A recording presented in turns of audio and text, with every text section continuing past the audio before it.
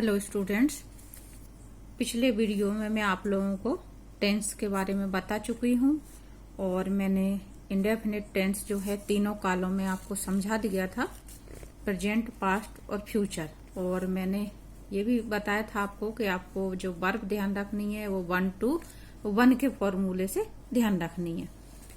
Structure हमारा हो गया था और sentence present indefinite, past indefinite और फ्यूचर इंडेफिनिट तीनों में मैंने आपको अफर्मेटिव, नेगेटिव और इंटेरोगेटिव सेंटेंस बता दिए थे।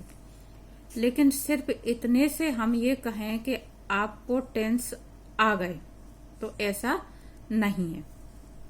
ये जो आपका स्ट्रक्चर है प्रेजेंट इंडेफिनिट का, इसमें बहुत तरीके के सेंटेंस हो जाते हैं प्रैक्टिस के लिए। तो आज मैं आपको प्रेजेंट इंडेफिनिट टेंस की अलग से प्रैक्टिस करवाऊंगी। अब हम ये समझते हैं कि प्रेजेंट इंडेफिनिट टेंस का कब कब किया जाता है प्रयोग, क्योंकि इसको अनिश्चित काल भी कहते हैं। तो बच्चों को ये नहीं समझ में आ पाता कि किस तरह के सेंटेंस का प्रयोग हम प्रेजेंट इंडेफिनिट के तहत करें। आपकी पहचान ता है, ती है, ते है, ये तो सबको ध्यान रहता है, मालूम है। लेकिन इसके बाद भी ये नहीं मालूम कि कब प्रयोग करना है, किन परिस्थितियों में करना है। तो मैंने कुछ नियम लिख रखे हैं, देखें। पहला है कोई शाश्वत सत्य। कोई शाश्वत सत्य हो का मतलब जो बातें हमेशा सच होती, हर परिस्थिति में एक समान रहती हैं, जिसको यूनिवर्सल ट्रुथ कहते हैं। तो ऐसी कोई भी बात हो, कैसा भी सेंटेंस हो जिसमें ऐसी बात व्यक्त की जा रही है जो शाश्वत सत्य, सार्वभौमिक सत्य, तो उस सेंटेंस का जो ट्रांसलेशन होता है वो प्रेजेंट इंडेफिनिट के तहत किया जाता है।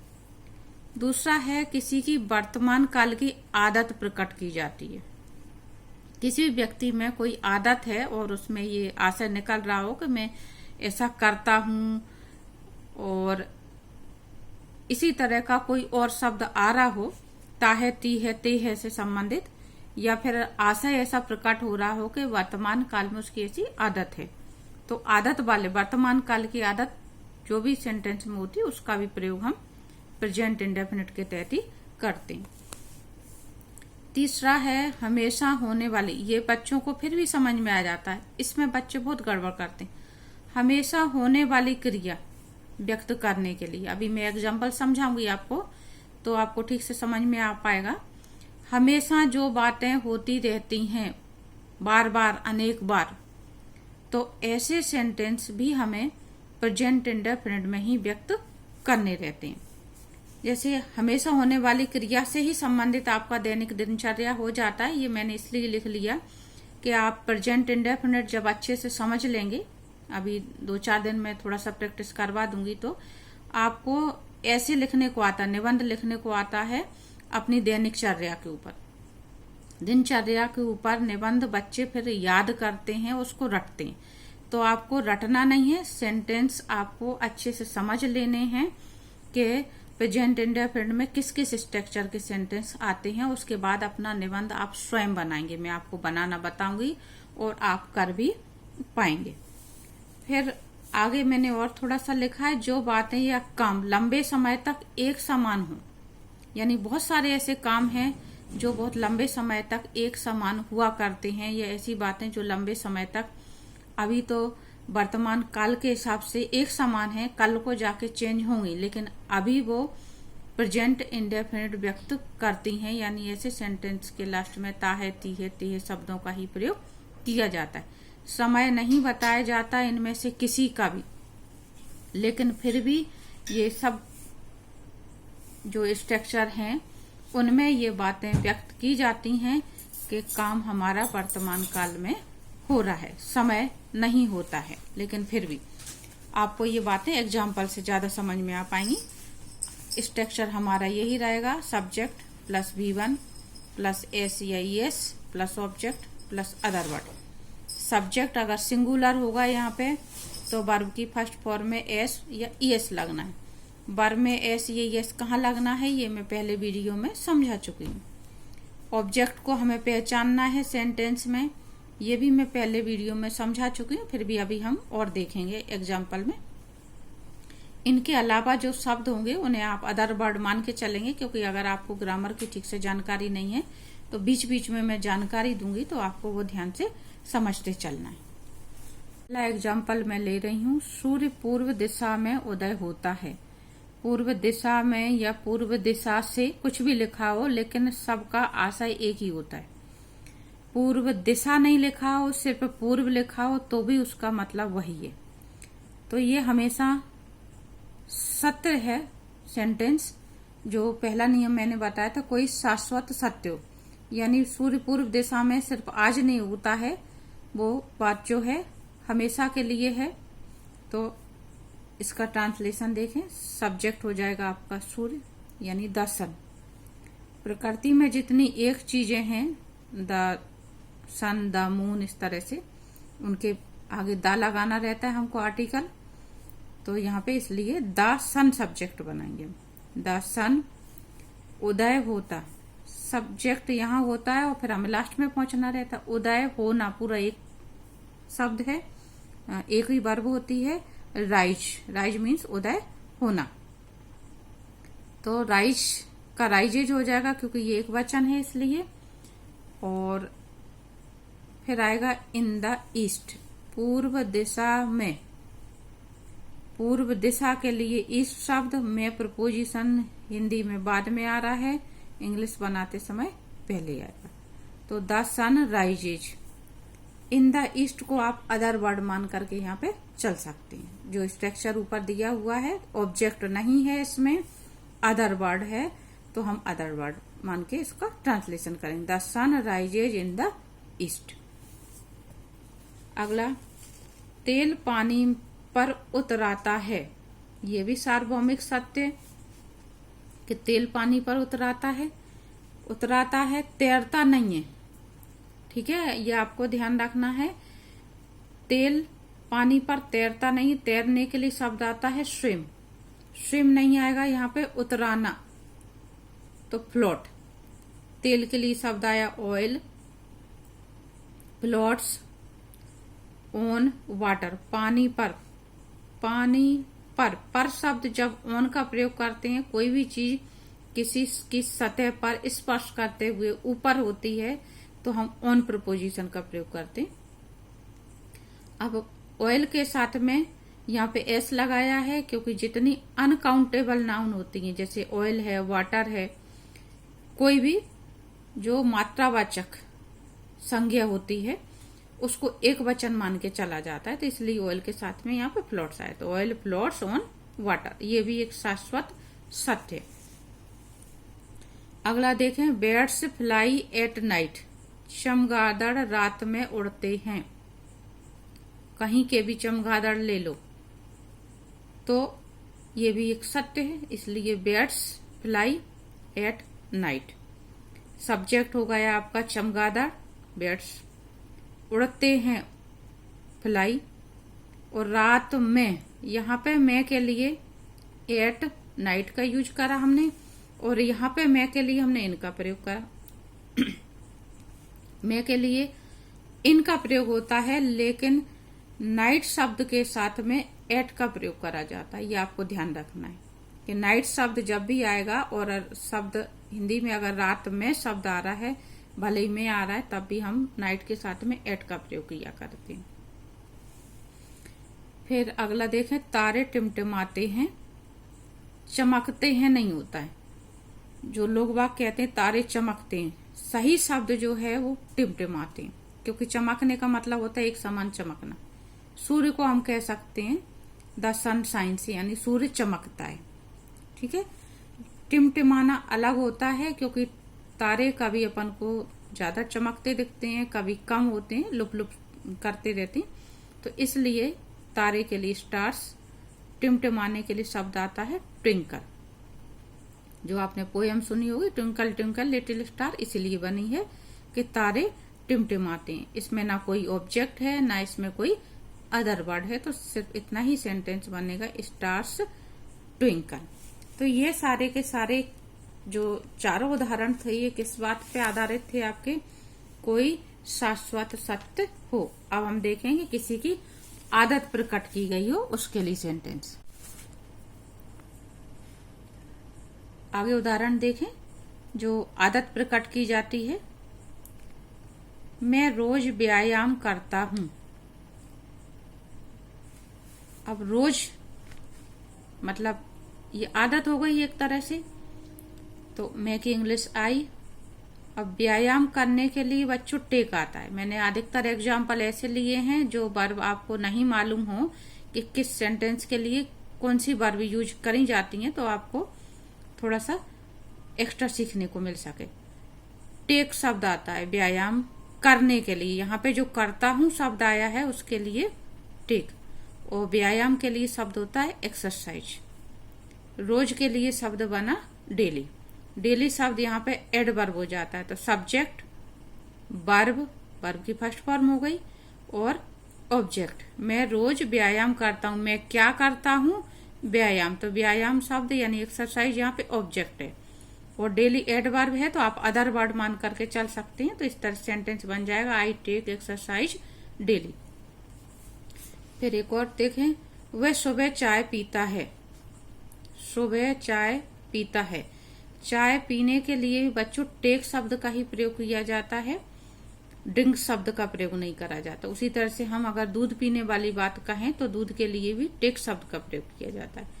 तो वह की इंग्लिश बनी ही, वर्ब हो गई। पीता है के लिए टेक, टेक यानी लेना, यहाँ पे जो अर्थ है लेना। वह सुबह चाय पीता है का आशय निकला वह सुबह चाय लेता है। हिंदी के शब्द अधिकतर थोड़े से हम बोलचाल में अलग यूज करते हैं और आशय उनका कुछ और निकलता है, तो जो इंग्लिश का ट्रांसलेशन है वो सेंटेंस के भावार्थ जैसा प्रयोग करना रहता है हमको यहाँ पे वर्ब के रूप में। बरमेस हो गया। टेक्स क्या पीता है? चाय। क्या का जवाब मिल रहा है चाय, तो चाय या टी शब्द क्या हो गया? ऑब्जेक्ट हो गया। Subject, verb, object. अब बचा सुबह। सुबह के लिए शब्द आएगा मॉर्निंग, लेकिन मॉर्निंग शब्द से पहले इन द लगाना रहता है हमको, क्योंकि ये निश्चित समय होता है इसलिए इसमें द का प्रयोग करा जाता है। और इन द मॉर्निंग या इवनिंग की बात अगर आ जाए तो इन द इवनिंग और इन द मॉर्निंग। भले ही सुबह के साथ में मैं शब्द नहीं आ रहा है, लेकिन हमको जब भी सेंटेंस में सुबह या शाम शब्द दिया होगा तो हम इन द का प्रयोग करेंगे। तो ये सेंटेंस हुआ he takes tea in the morning.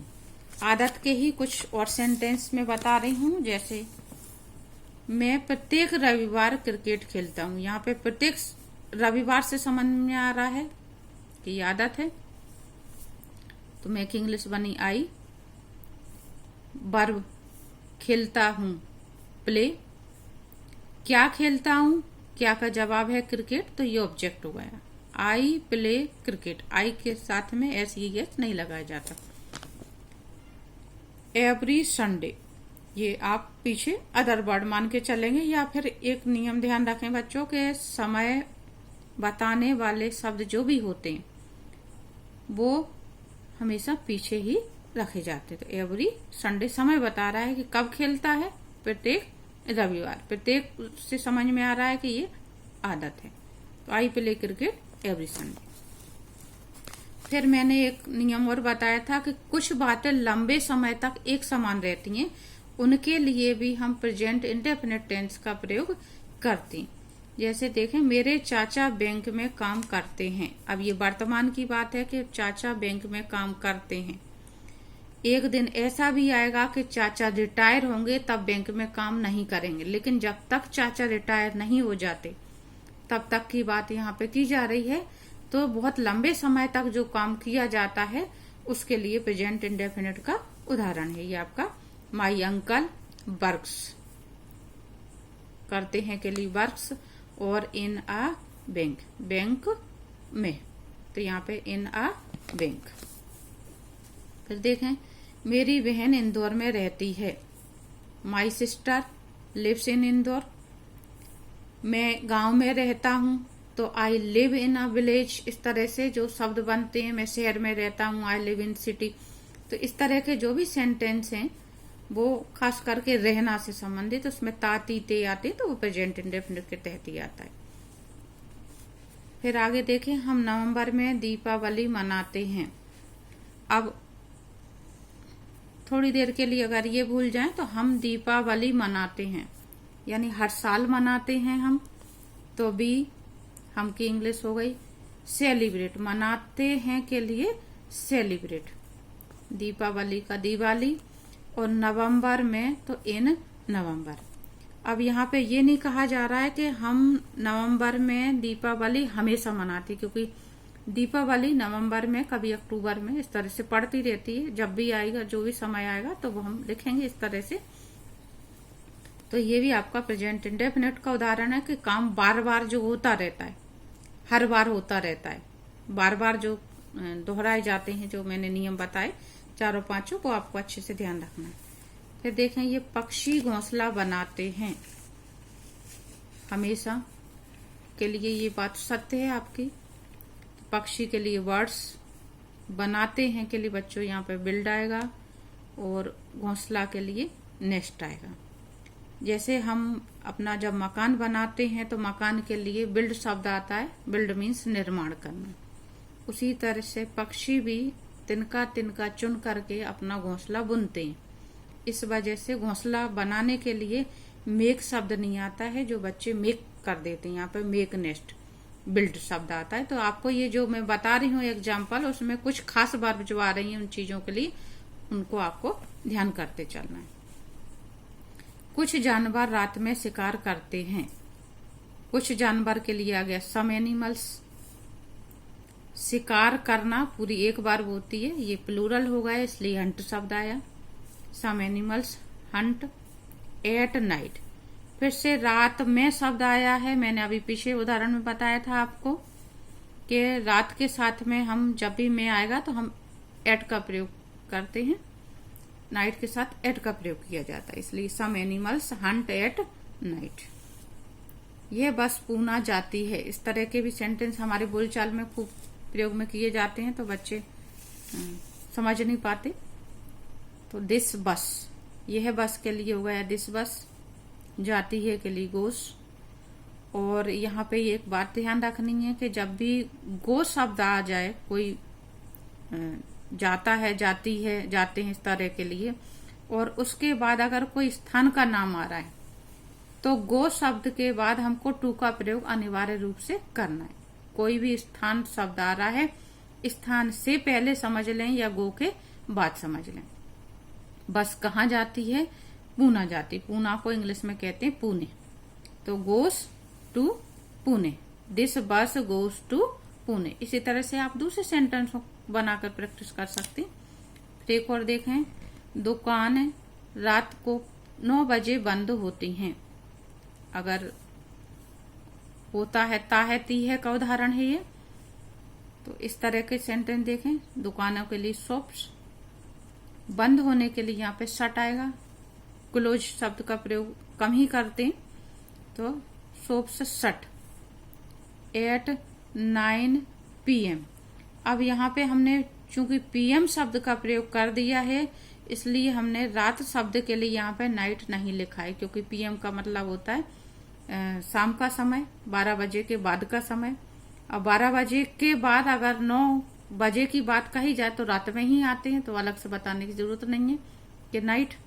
तो इस वजह से अगर हम AM और PM शब्द का प्रयोग कर देते हैं तो हमें सुबह या दिन या रात बताने की जरूरत नहीं पड़ती। समय सूचक सेंटेंस जब भी इस तरह के बनाए जाते हैं तो इस तरह से सेंटेंस आता है। लेकिन बजे शब्द जब भी आए, घड़ी के कितने भी बज रहे हों, उसके लिए एट प्रपोजिशन का प्रयोग किया जाता है। यहाँ पे ये बात भी आपको ध्यान रखनी, एट 9 PM।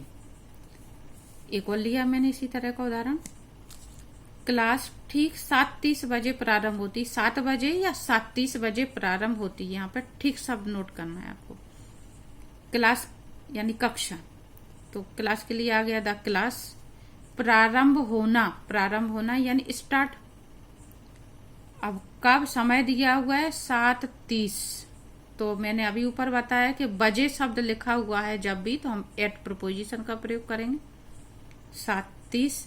और ठीक शब्द अगर दिया हुआ रहता है कोई भी घड़ी के समय के साथ, ठीक 12 बजे, तो हम यहाँ पे 12 PM लिख देंगे या AM लिख देंगे और 12 शार्प लिखेंगे। ठीक है ना, इस तरह से 11 दिया हुआ है तो 11 AM शार्प, 11 PM शार्प, यानी कोई भी घड़ी के बजे के पहले अगर ठीक शब्द बता रहे, हम बिल्कुल एग्जैक्ट टाइम बताना चाह रहे हैं, ठीक 7:30 बजे, तो ठीक के लिए इंग्लिश में शब्द होता है शार्प। तो ये हो जाएगा आपका the class starts at 7:30 sharp. आगे एग्जाम्पल देखें, वह दुकान चलाता है। अब वह दुकान चलाता है मतलब ये उसका काम है, धंधा है, तो जब तक उसके बस की रहेगी या कोई और काम नहीं मिलेगा तब तक वह दुकान चलाएगा। तो ये भी लंबे समय तक जो काम होते हैं उसमें हम प्रेजेंट इंडेफिनिट का प्रयोग करते हैं, उसका एग्जाम्पल है।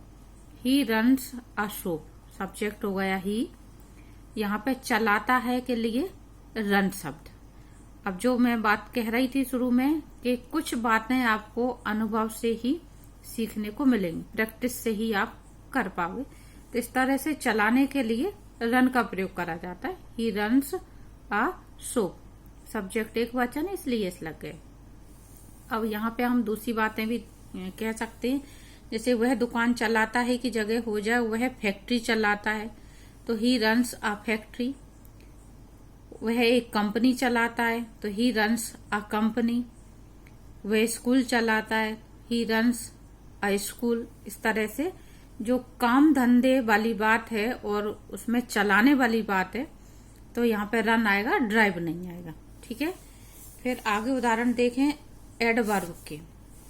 मैं हमेशा उसकी मदद करता हूँ। यहाँ पे हमेशा शब्द आ रहा है आपका, ये एडवर्ब है। मैं की इंग्लिश बनी आई, मदद करना हेल्प। बच्चे यहाँ पे गड़बड़ कर जाते हैं, मदद के लिए हेल्प रख देते हैं और कर्ता के लिए डू कर देते हैं। तो मदद करना पूरी एक वर्ब होती है जिसकी मीनिंग जो होती है हेल्प। हेल्प मीन्स मदद करना। तो आई ऑलवेज हेल्प हिम।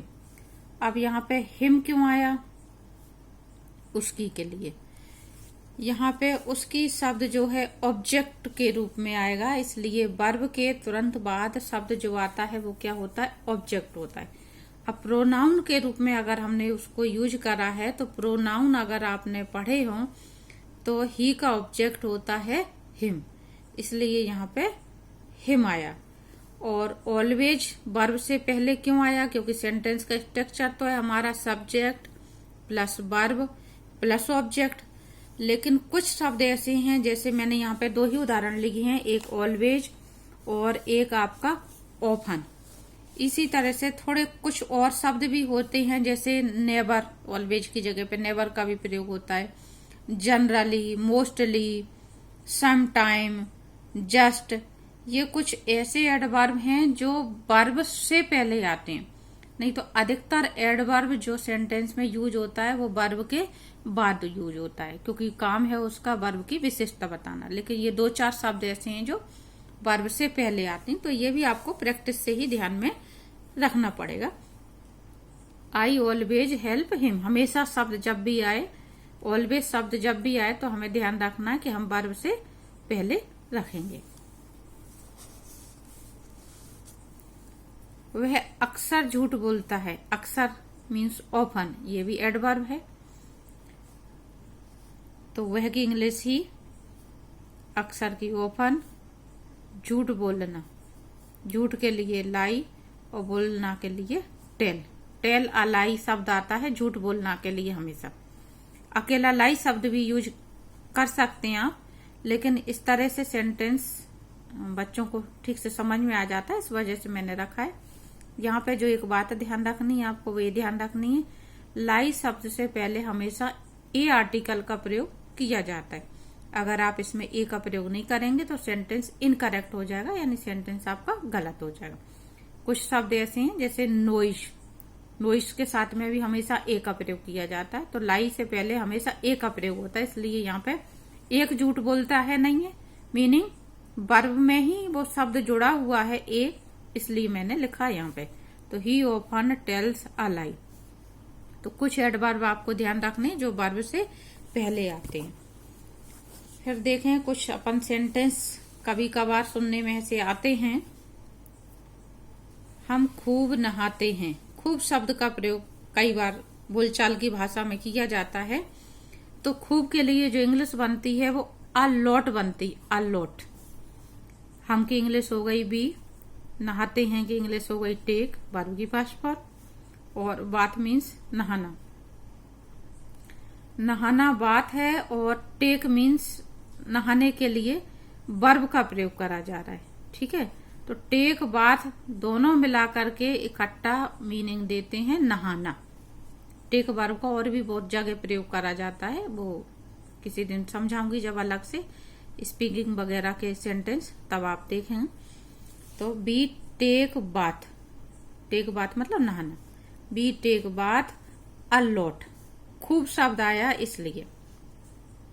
खूब शब्द की इंग्लिश लास्ट में, क्योंकि सब्जेक्ट फिर वर्ब और फिर अदर वर्ड। अब हम खूब नहाते हैं की जगह यहाँ पे हो जाए हम खूब पढ़ते हैं, तो हो जाएगा बी रीड अ लॉट। हम खूब बोलते हैं, बी स्पीक अ लॉट। इस तरह से शब्द बन जाएंगे। आप चाहें तो इस तरह से और सेंटेंस बना करके अपनी प्रैक्टिस कर सकते हैं। एक और देखें, यह गाय भूखी लगती है। अब अगर सेंटेंस में लगता है, लगती है, तो यहाँ पे जो मीनिंग आ रहा है लुक आ रहा है उसका। यह गाय के लिए दिस काउ, भूखे के लिए हंग्री, ये एडवर्ब हो गया आपका। ठीक है, और लगती है, लगती है का मतलब ये कि दिखाई देती है। जो मीनिंग है उसका इंग्लिश हमेशा शब्द पे निर्भर नहीं करती है, उसका वास्तविक मीनिंग क्या है उसके आधार पर ट्रांसलेशन किया जाता है। तो लगती है का मतलब ये कि दिखाई देती है, गाय भूखी दिखाई देती है। दिखाई देती है मतलब लुक्स, दिस काउ एक वचन है इसलिए लुक्स हो गए। और भूख के लिए हंग्री, हंग्री यानी भूखे होना। अब इसमें आप चाहें तो बहुत सारे सेंटेंस का प्रयोग कर सकते हैं, जैसे मैंने एक और दिया है, ये कपड़े गीले लगते हैं। ये के लिए हो गया दीज, कपड़े के लिए क्लोज। ये कपड़े पूरा सब्जेक्ट हुआ तो दीज क्लोज। लगते हैं लुक, बहुवचन है तो एस नहीं लगेगा। और गीले के लिए आ गया बेट। ठीक है, तो ये हो गया दीज क्लोज लुक बेट। इस तरह से हम और भी सेंटेंस की प्रैक्टिस बना करके कर सकते हैं। आगे के सेंटेंस बताने से पहले बच्चों मैं एक बार आपको प्रोनाउन बता रही हूँ, क्योंकि अभी इसका प्रयोग आपको जरूरत पड़ेगी। प्रोनाउन क्या होते हैं? जो शब्द नाउन की जगह पे प्रयोग करे जाते हैं। यानी कोई नाम है, अगर किसी पुरुष का नाम है तो उसकी जगह पे हम ही का प्रयोग करते हैं। अगर किसी लेडीज का नाम है तो हम सी का प्रयोग करते हैं। अगर कोई बहुवचन शब्द आ रहा है, जैसे बच्चे है, बॉयज है, गर्ल्स है, तो उसके लिए अगर हमें कोई प्रोनाउन प्रयोग करने की जरूरत पड़ रही है तो हम दे का प्रयोग करेंगे। कोई निर्जीव चीज है तो हम इट का प्रयोग करेंगे। ये तीनों प्रोनाउन या चारों हमको जरूरत पड़ती है तो बनानी पड़ती है, नाम के अनुसार या नाउन के अनुसार। ये तीन प्रोनाउन हमको बनी बनाई दी होती हैं, आई, बी और यू। अब इनको कहते हैं पर्सन। एक तरह से जो प्रोनाउन है उनको तीन भाग में बांटा गया है। फर्स्ट पर्सन, फर्स्ट पर्सन किसको कहते हैं? मैं बोलने वाले, ठीक है, आप सुनने वाले।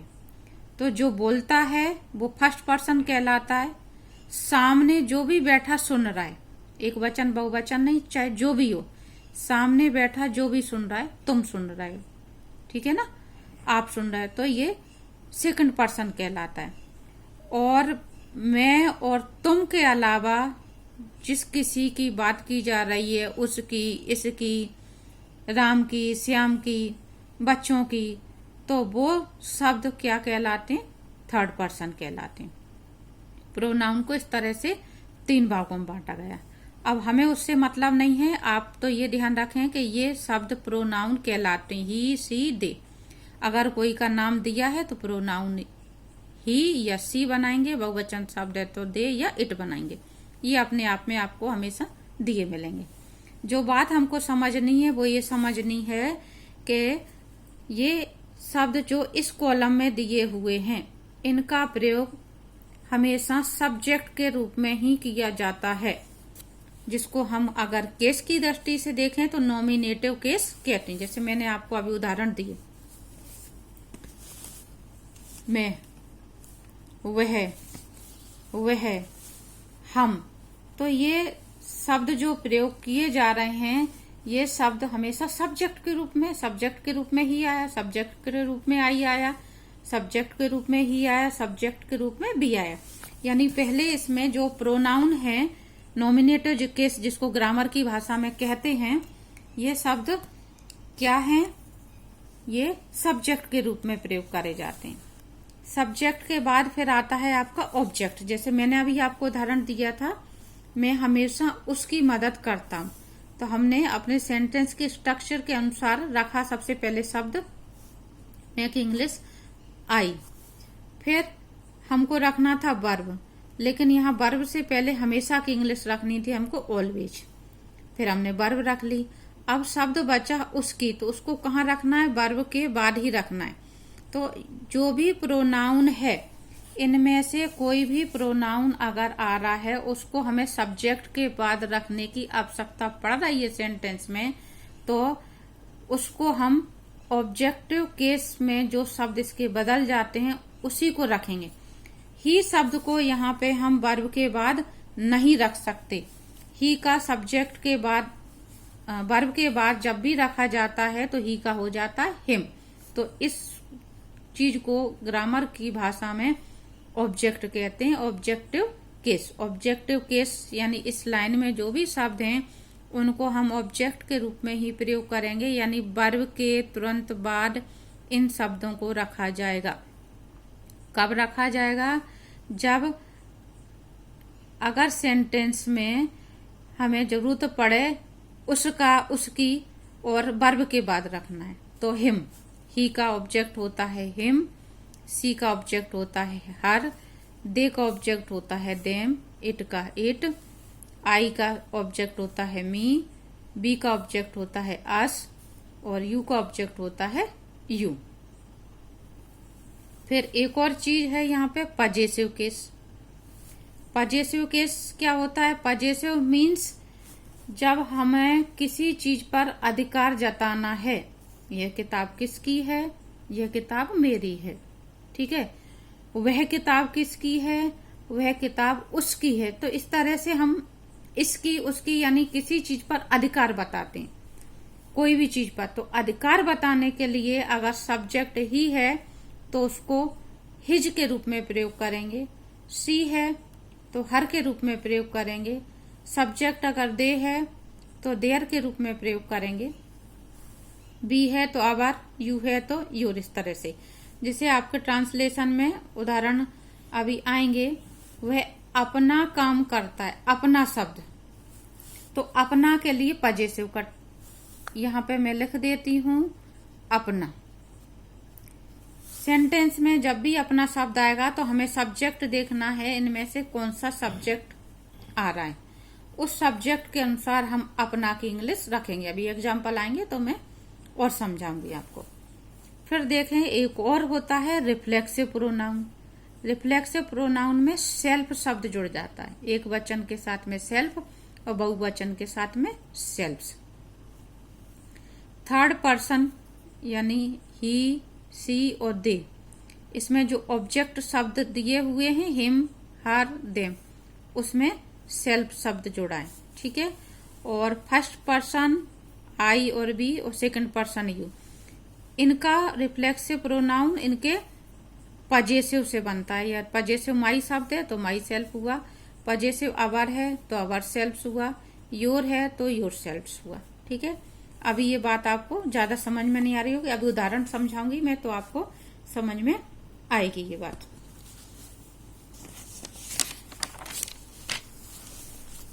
देखें, मैं जो बताना चाह रही थी वो ये सेंटेंस, मैं अपना कमरा साफ करता हूं। अगर ये बात कही जाए, मैं अपना कमरा साफ करता हूं।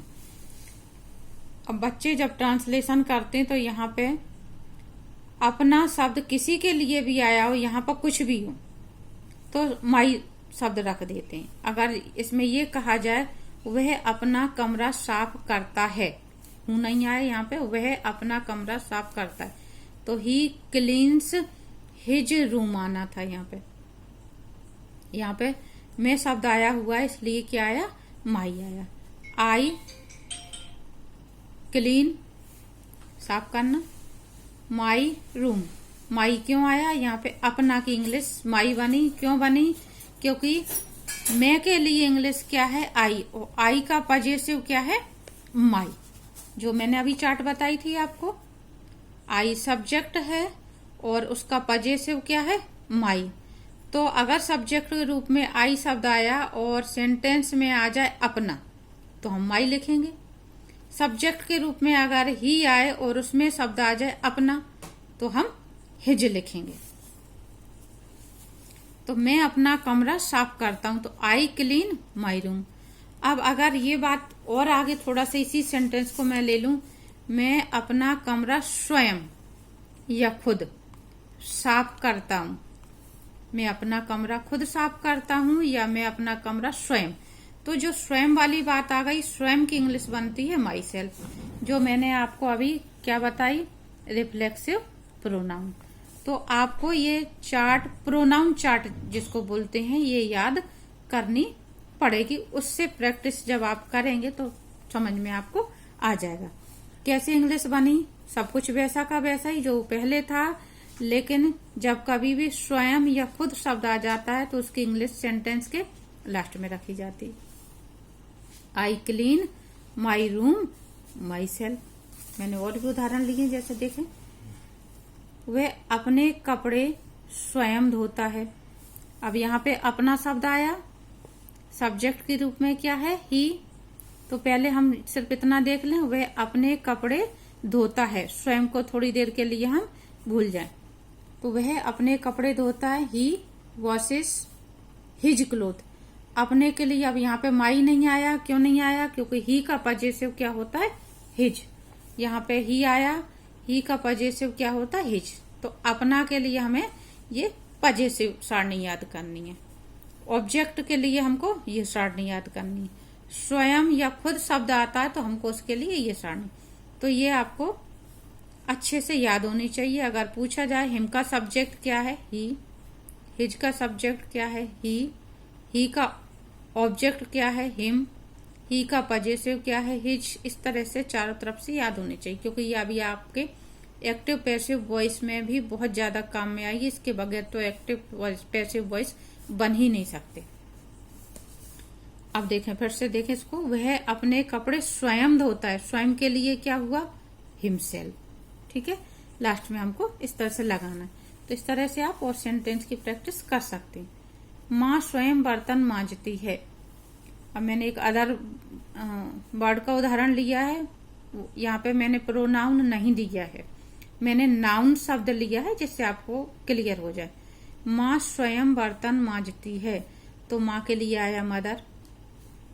बर्तन मांजने के लिए बच्चों शब्द आता है डू द डिशेस। यहाँ पे एक वचन होगा, इसलिए डज द डिशेस किया गया। डू द डिशेस का मतलब बर्तन मांजना, तो मदर एक वचन है, इसलिए डज द डिशेस, मांजती है, बर्तन के लिए डिश शब्द आता है। ठीक है, अब स्वयं, तो मदर के लिए क्या प्रोनाउन बनेगा, हर बनेगा। मैंने अभी बताया था आपको कि हम ये 3 प्रोनाउन बनाते हैं नाउन के अनुसार, कि अगर जेंट्स है तो ही, लेडीज है तो सी, और प्लूरल बहुवचन शब्द है तो दे प्रोनाउन बनता है। तो अगर यहाँ पे कोई ही, सी, दे, आई, बी, यू, कोई प्रोनाउन नहीं दिया है, कोई नाउन दिया, नाम दिया है, तो हम ये सोचेंगे कि उसका प्रोनाउन रूप क्या था। मदर के लिए प्रोनाउन बनता है सी, तो सी का हमारा रिफ्लेक्सिव क्या हो जाएगा, हर सेल्फ। तो यहाँ पे स्वयं के लिए शब्द क्या आया, हर सेल्फ आया। आगे बच्चों और भी कई तरह के स्ट्रक्चर रह जाते हैं आपके, तो उन्हें फिर अगले वीडियो में देखेंगे, क्योंकि इनकी प्रैक्टिस आपको अभी बराबर करनी है। एक दो दिन थोड़ा सा मैं और क्लियर कर देती हूँ प्रेजेंट इंडेफिनिट और प्रेजेंट इंडेफिनिट में ये जो सेंटेंस की स्ट्रक्चर है अगर आपको क्लियर हो गए तो सिर्फ वर्ब की सेकंड फॉर्म आपको करनी है। ये पूरे के पूरे सेंटेंस आपके पास्ट इंडेफिनिट में अपने आप ही चेंज हो जाएंगे। उम्मीद करती हूँ इतना आपको समझ में आ गया होगा। और बच्चों अगर समझ में आ रहा हो आपको तो वीडियो को लाइक कर दें और ज्यादा से ज्यादा शेयर करें जिससे और बच्चों तक भी ये वीडियो पहुंच सके। और अगर आप चैनल पर नए हो तो चैनल को सब्सक्राइब कर लें जिससे आगे के वीडियो आपको आसानी से मिल सके।